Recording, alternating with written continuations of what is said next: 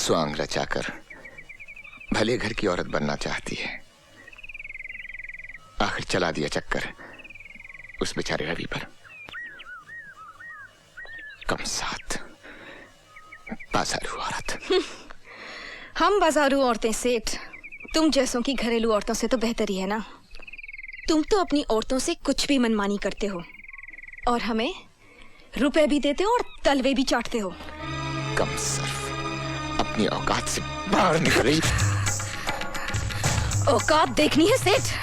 हाँ देखनी है तो चलो चैलेंज फेंकती हूँ मैं तुम पर। अरे हाथ उठाना तो दूर, तुम सिर्फ एक बुरा लफ्ज निकाल कर दिखाओ मेरे बारे में। राम कसम, अगर पूरे बाजार में इसी छड़ी से मारते मारते तेरे घर तक ना ले गई ना तो कचरी नाम नहीं मेरा। अगर हिम्मत है तो बोल, बोल कर दिखा। मैं मुंह नहीं लगना चाहता तुम जैसी औरतों के। अरे सेठ, औरतों को पांव की जूती समझना छोड़ दे। जिस दिन सर पर पड़ेगी ना तो बेभाव की पड़ेगी। बात करता है साला। हाँ? अरे औकाती क्या ससुरी की, कहो तो जान से मरवा दे। नहीं, वो सजा ठीक नहीं होगी उसके लिए। उसे फिर उसी नाली में जाना होगा। बोटी बोटी बिकेगी उसकी। घिसट घिसट कर, रेंग रेंग कर, सड़ सड़ कर मरना होगा उस बदसात को। वो सदा ठीक होगी उसके लिए। कर दिया है बंदोबस्त उसका। क्या हुआ बेटे? क्या हुआ? कौन? मैंने नहीं जाना। मैं खिलाऊंगा तुझे खेल, मैं खिलाऊंगा। मैं बोलूं? अरे नाच पीटी सत्यानाश हो तेरा। तने घर बसाने के लिए भेजा था मैंने, रुपयों कमाने के लिए भेजा था, रुपयों कमाने के लिए। और तले कमीने अभी से हराम का बीज भर लिया पेट में। आ रहे खबरदार माई, खबरदार। इसे हराम का मत कहना।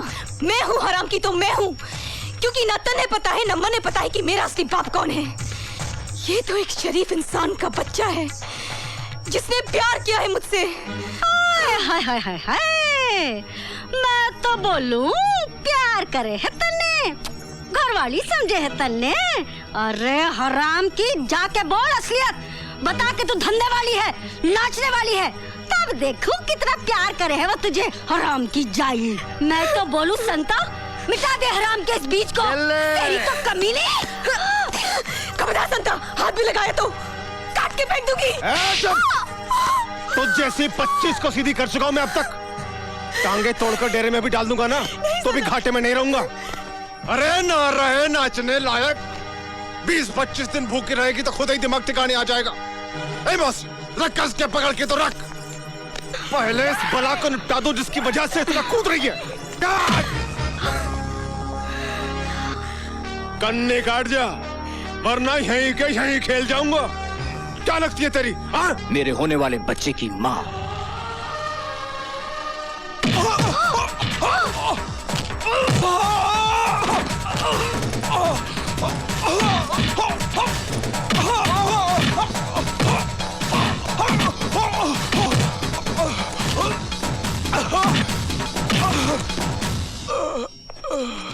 मैं तो बोल लूं।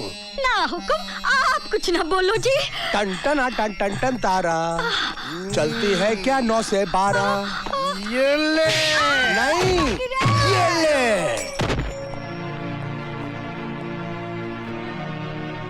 जाओ संभालो अपना ये घर, अपनी ये दुनिया। Mummy, mummy, mummy.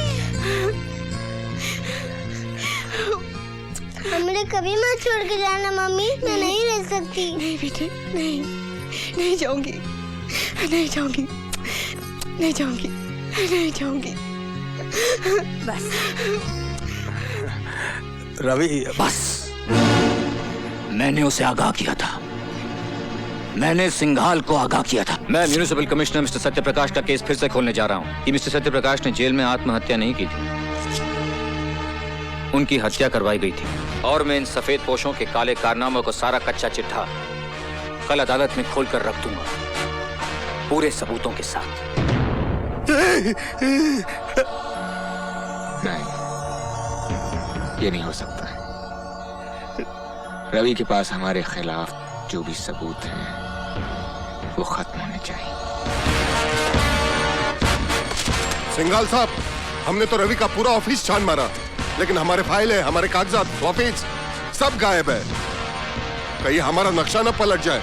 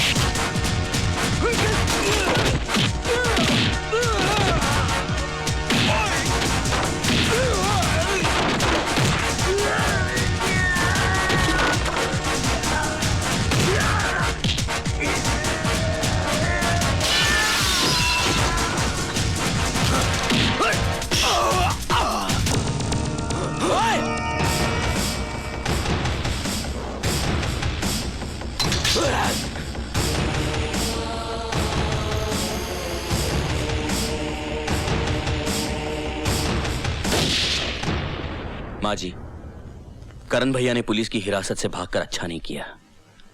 खतरा और बढ़ गया है।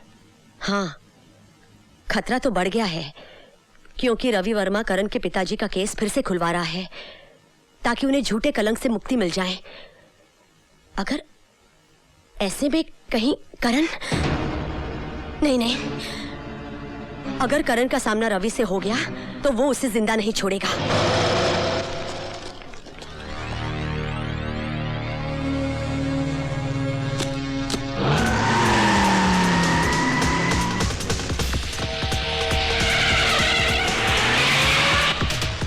चल जल्दी रवि।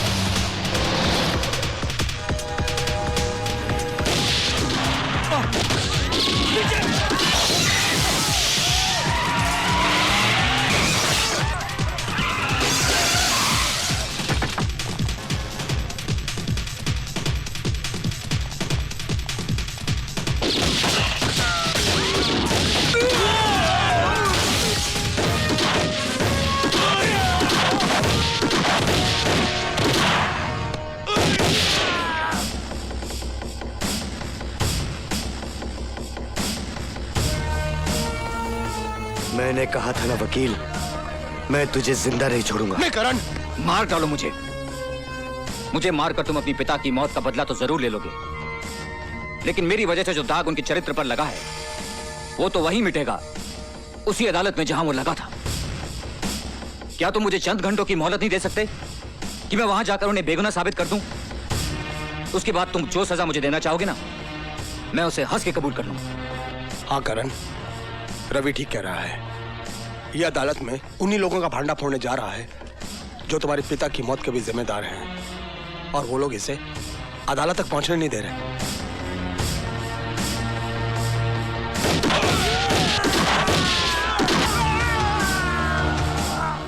चल अदालत। दुनिया की कोई भी ताकत तुझे अदालत पहुंचने से नहीं रोक सकती।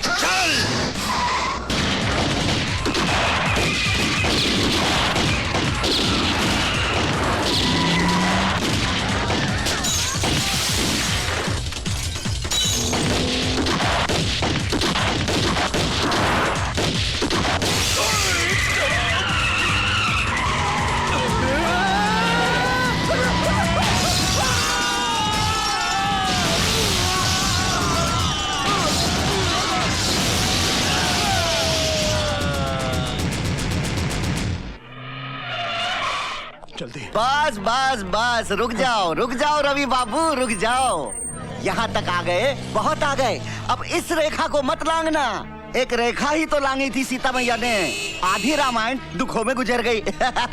तुम्हारी तो वैसे ही कष्टों में कट रही है, काहे को और दुखों को न्योता देते हो? हाँ, लाओ मुझे दे दो, लाओ।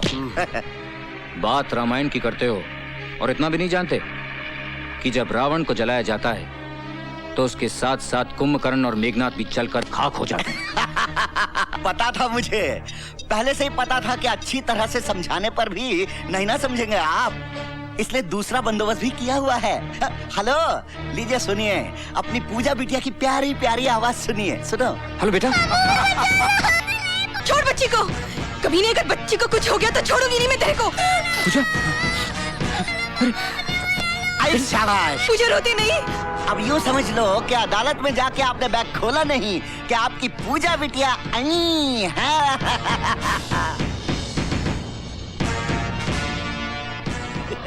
हरामजादे, तू क्या समझता है कि तू मौत का नंगा नाच नाचेगा तो मैं डर के अपने इरादे बदल लूंगा? You bastard. जल्दी। नहीं।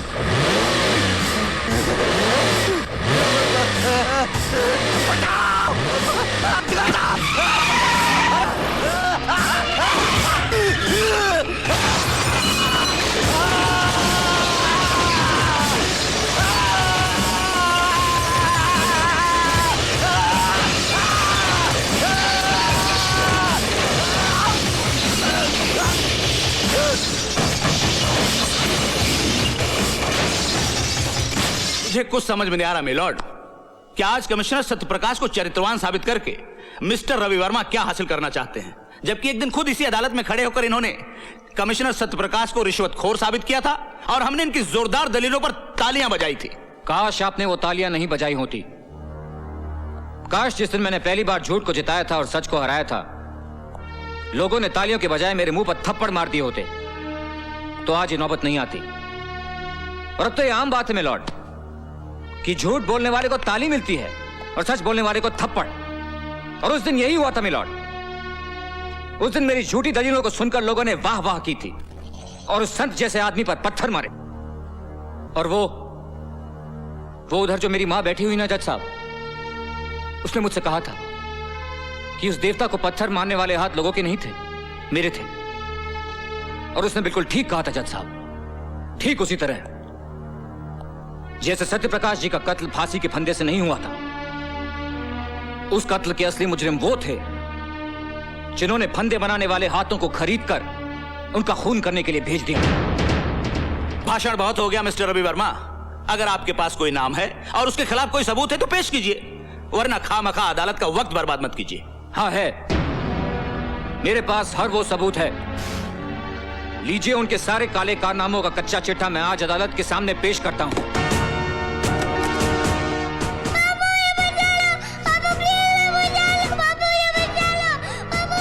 रवि, क्या बात है? कुछ नहीं, सोच रहा हूं धर्म, इंसाफ और सच्चाई की लड़ाई में गुरुओं ने भी अपने बच्चों को कुर्बान कर दिया था। देखता हूं आज उसकी अदालत में मेरी कुर्बानी क्या रंग लाती है।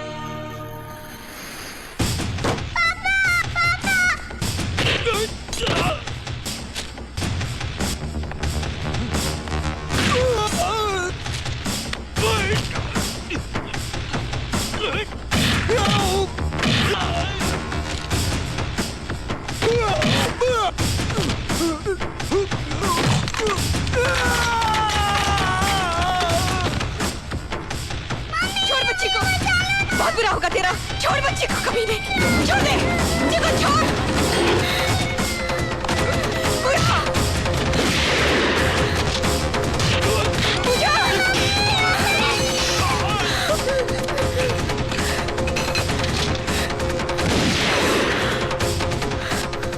बच्ची को अदालत ले जाओ। यह अदालत शर्मसार है क्योंकि इस अदालत ने कमिश्नर सत्य प्रकाश जैसे नेक, सच्चे, ईमानदार इंसान के चरित्र पर दाग लगाया। हम उनके मरणोपरांत उनसे क्षमा याचना करते हैं और कबूल करते हैं कि कभी कभी कानून भी अपराधियों की चालाकी में उलझकर गलती कर बैठता है।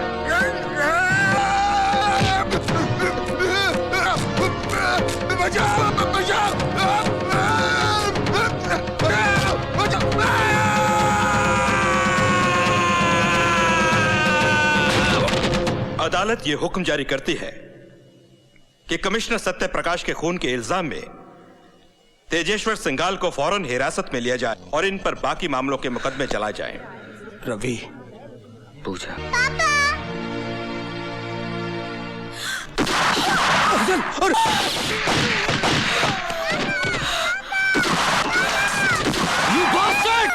इंस्पेक्टर,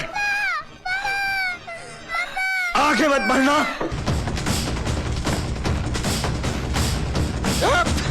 आगे हट जाओ, जाओ। हट जाओ।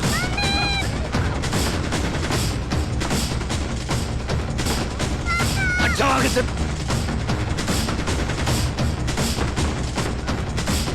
हट जाओ।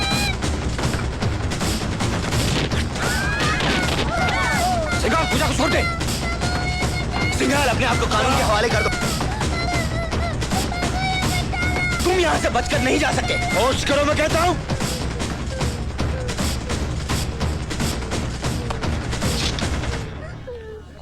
हट जा, हट जा, हट जा, लड़की को गोली मार दूंगा। हट जा।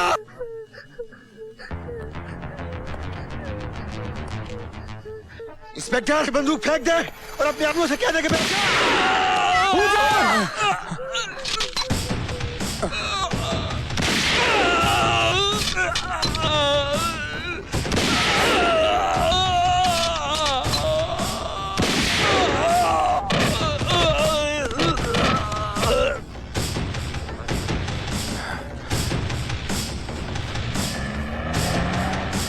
ये लीजिए।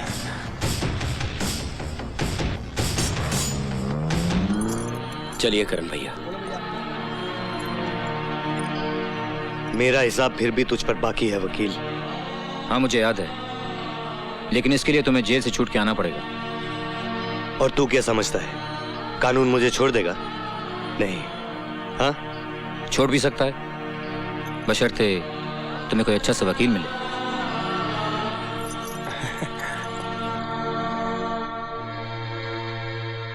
तू लड़ेगा मेरा केस?